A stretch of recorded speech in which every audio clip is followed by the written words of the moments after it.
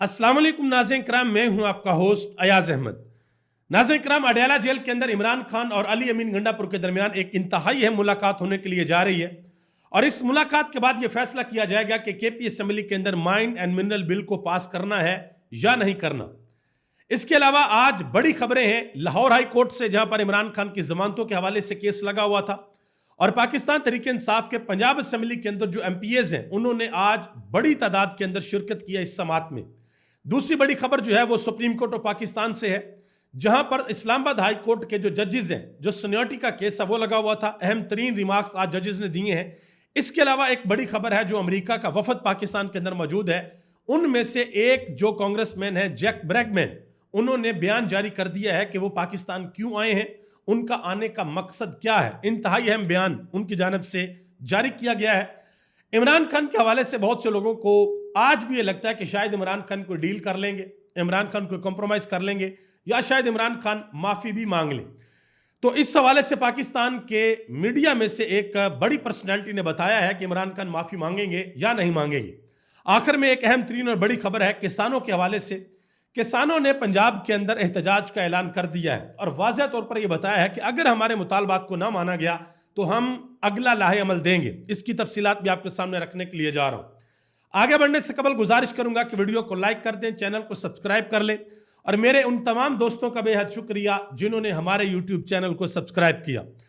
नाज़रीन किराम, सबसे पहले बात करते हैं जो इमरान खान के साथ मुलाकात होगी अली अमीन गंडापुर की। डेफिनेटली जाके इमरान खान को ब्रीफ करना पड़ेगा, बताना पड़ेगा इमरान खान को कि यह बिल क्या है, यह बिल किसने ड्राफ्ट किया है, यह बिल किसकी तरफ से आया है, इस बिल की क्या शिक्के हैं, इमरान खान के जो वर्कर हैं उनको इसके ऊपर क्या इतराज है, पाकिस्तान तहरीक इंसाफ के कुछ जो रहनुमा हैं उनको इसके ऊपर क्या इतराज है।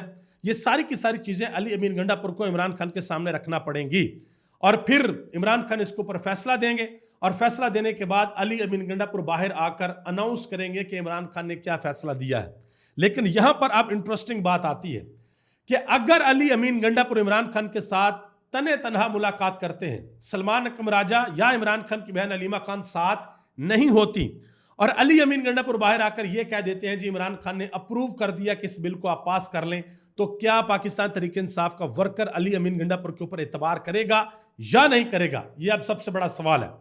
तहरीक इंसाफ का वर्कर यह वाज़ह तौर पर कह रहा है कि जब तक अलीमा खान की इमरान खान के साथ मुलाकात नहीं करवाई जाती, सलमान अकरम राजा की इमरान खान के साथ मुलाकात नहीं करवाई जाती, हमें किसी की भी बात के ऊपर किसी किस्म का कोई एतमाद और एतबार नहीं है।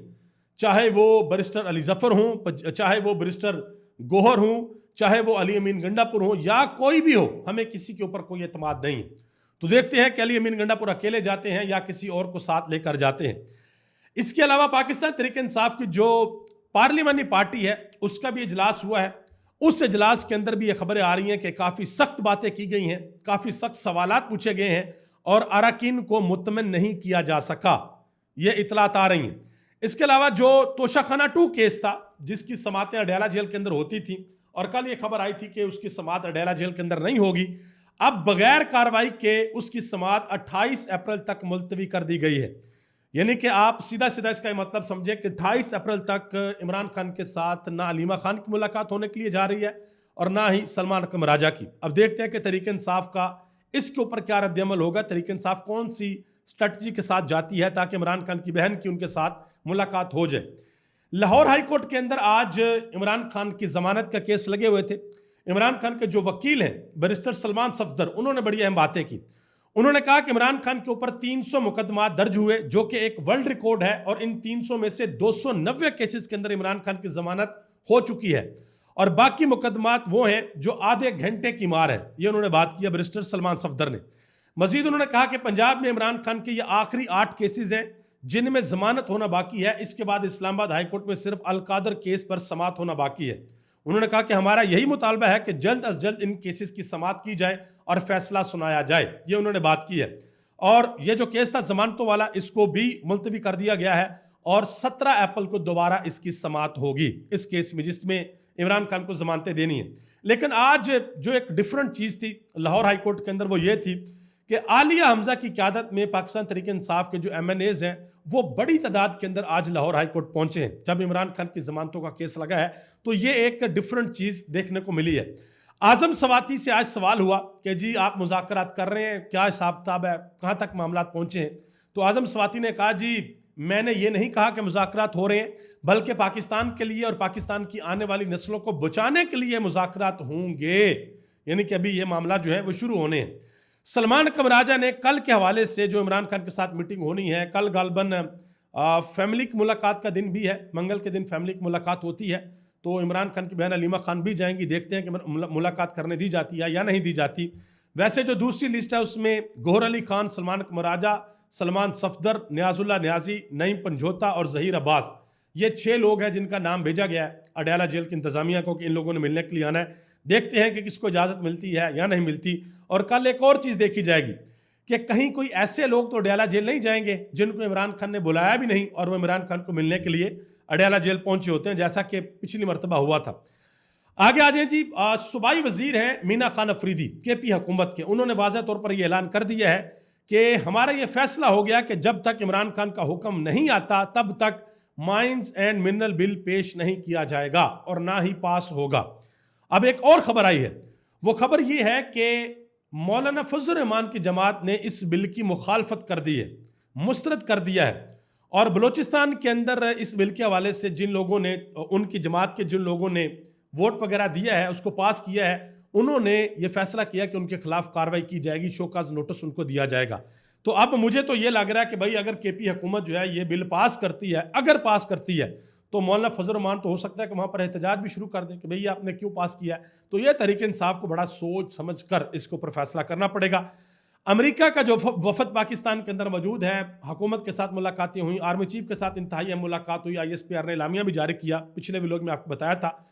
उस वफद में से एक अहम तरीन रुकन है जैक ब्रैगमैन, जिन्होंने इमरान खान की रिहाई के हवाले से ट्वीट भी किया और उन्होंने मुतअद्दिद इंटरव्यू भी दिए।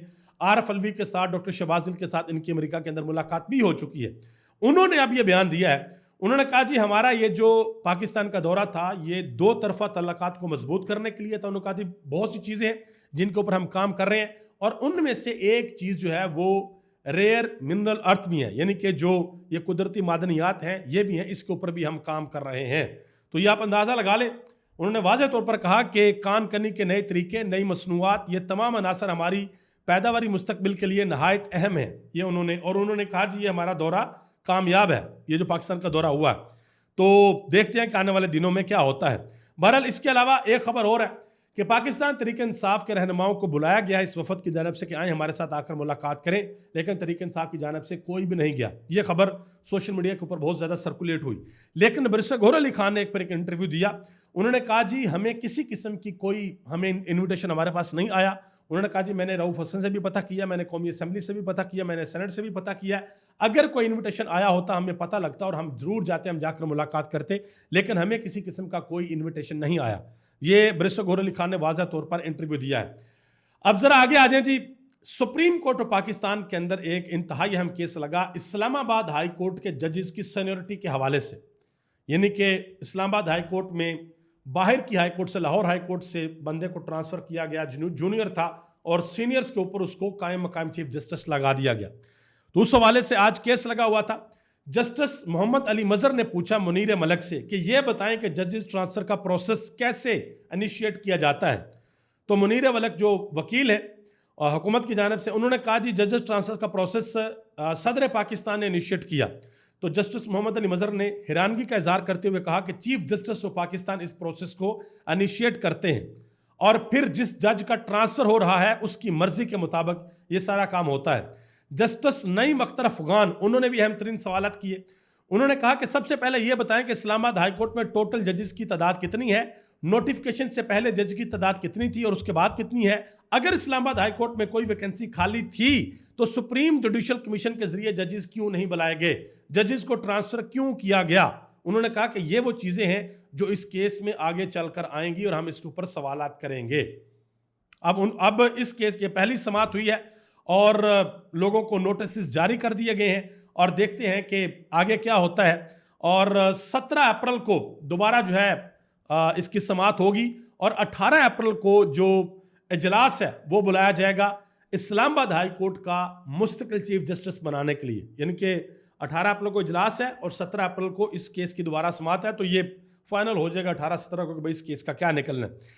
और सुप्रीम कोर्ट की तरफ से जो है वो नोटिस जारी कर दिए गए हैं कायम मकाम चीफ जस्टिस सरफराज डोगर को, जस्टिस खादम हुसैन को, जस्टिस मोहम्मद आसफ को, इसके अलावा तमाम हाई कोर्ट के रजिस्ट्रार को, अटॉर्नी जनरल को, ये सब को नोटिस जारी कर दिए गए हैं और 17 अप्रैल तक जो समात है उसको मुलतवी कर दिया गया है।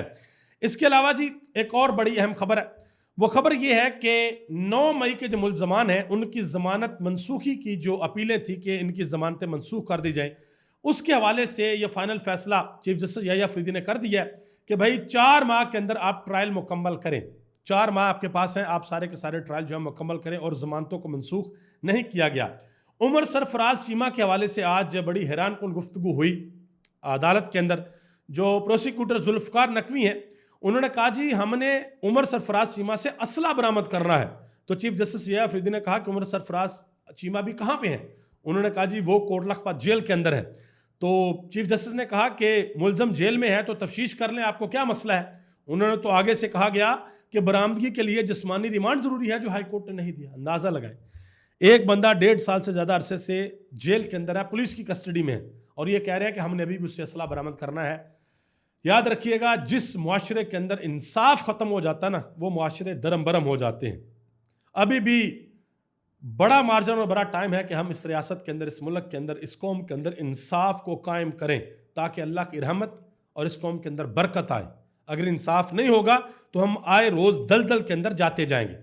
आगे आ जाए जी, नजम सेठी साहब ने एक बड़ी अहम बात की है। उन्होंने कहा कि क्या इमरान खान जेल से बाहर निकल कर माफ़ी मांगेगा? उन्होंने कहा इस चीज़ का सवाल ही पैदा नहीं होता कि इमरान खान माफ़ी मांगे। मज़ीद उन्होंने कहा कि जिस तरह मियाँ साहब कमज़ोर हो चुके थे इसलिए वो माइनस हो गए जो कुछ उनके साथ हुआ। उन्होंने कहा कि इमरान खान को माइनस करना नामुमकिन है क्योंकि असल लीडर को कभी माइनस नहीं किया जा सकता। उन्होंने कहा कि अवाम इमरान खान को अपना सच्चा रहनुमा मानती है। अगर इमरान खान को माइनस किया जाता है तो पूरी जमात माइनस हो जाती है क्योंकि इमरान खान के बाद ना कोई दूसरा लीडर है जो पार्टी को लीड कर सके और ना ही अवाम को इमरान खान के बाद कोई और कबूल है। उन्होंने कहा इसलिए इमरान खान को माइनस करना नामुमकिन है। और ये वो नजम सेठी है जो शरीफ खानदान के बड़े करीब हैं, तो नून लीग को सारी को इनकी बातों की समझ आ जाएगी।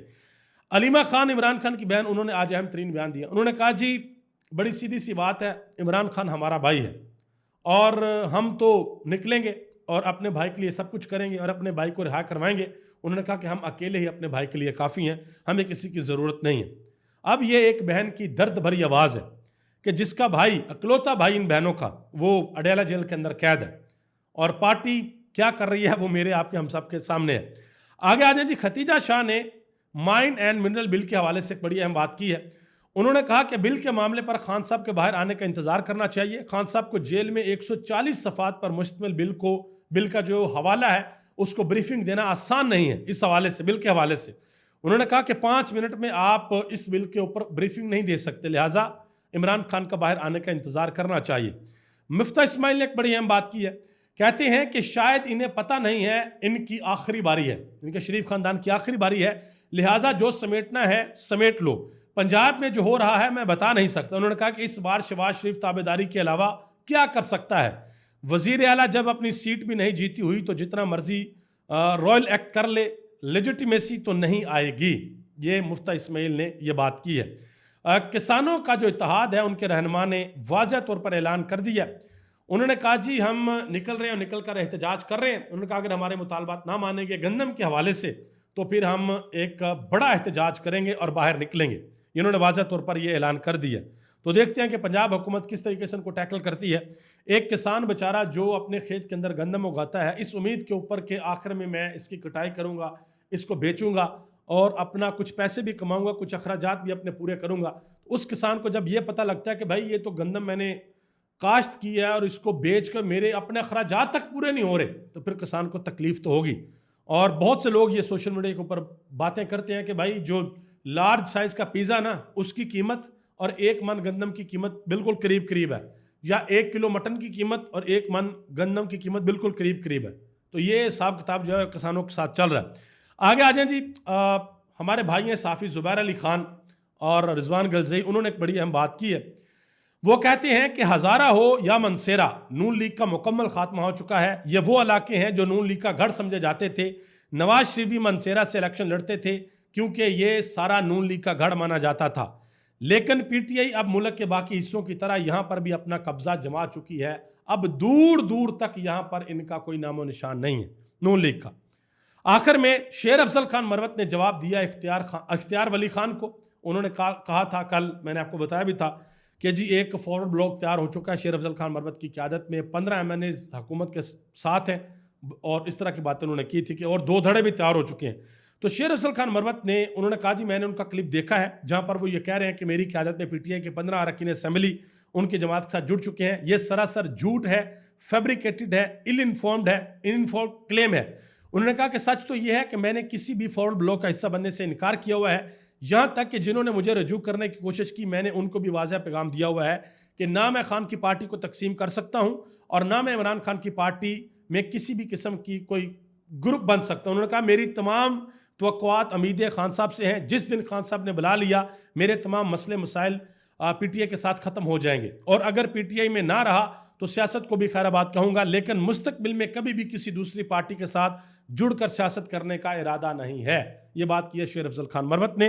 अभी तक लिए इतना ही। आप सबका बहुत बहुत शुक्रिया। मुझे इस दुआ के साथ इजाज़त दें कि अल्लाह ताला मुझ पर, आप पर, हम सब पर अपना ख़ास फजल और करम फरमाए।